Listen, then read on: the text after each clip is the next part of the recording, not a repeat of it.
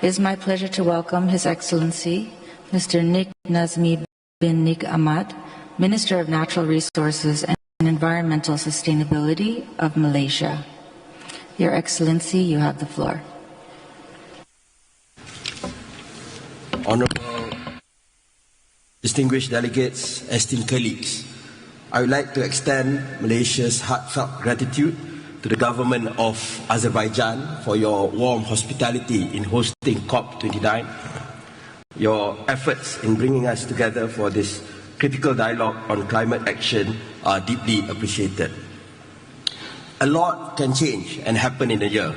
The last time we convened, monumental decisions were made, mainly from the global stocktake exercise concluded in COP28. Back home, we followed up on these efforts. We launched our National Climate Change Policy 2.0 this year to integrate recent global developments and other national policies. This document outlines our pathways to achieving our nationally determined contribution target of a 45% reduction in economy-wide GHG emission intensity by 2030 relative to 2005 levels, and bringing forward our commitment to reaching net zero by 2050. We are also committed to delivering our first biennial transparency report by 31st December 2024 to fulfill our obligations under the enhanced transparency framework. To ensure we can effectively deliver this initiative, we are enacting a climate change bill which will enhance our climate change governance and facilitate the fulfillment of other obligations under the Paris Agreement. We are also finalizing our national arrangement to operationalize Article 6 of the Paris Agreement for the private sector. To reduce emissions more effectively, Malaysia is committed to implement a carbon tax in 2026, as announced by our Prime Minister in the 2025 budget. We have also transitioned from blanket to targeted subsidies with regards to electricity and fuel, so that the rich are no longer subsidized with regards to their carbon emissions. Malaysia likewise acknowledges our role as a custodian to the natural resources bestowed on our country. As one of the world's most mega-diverse countries, we have 20% of all animal species, forests of over 100 million years old, and part of the Coral Triangle. We are committed to sustainably managing our biodiversity, and this is an asset in our fight against climate change.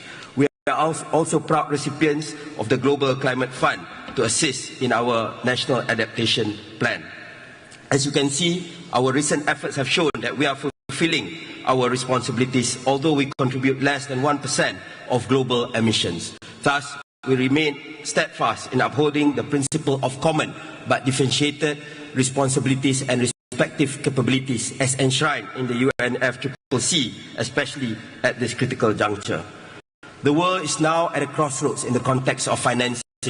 Although mandates and resources are available, there continues to be divergences in the common understanding of pooling and mobilizing climate finance. It is galling to see how developed countries spend trillions of dollars to fuel war and conflict, while the global south is denied more funding for climate action.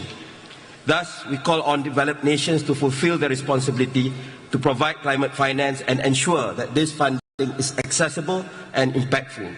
We also call on those who are more than capable of leading to set more ambitious goals that can significantly elevate our efforts against climate change.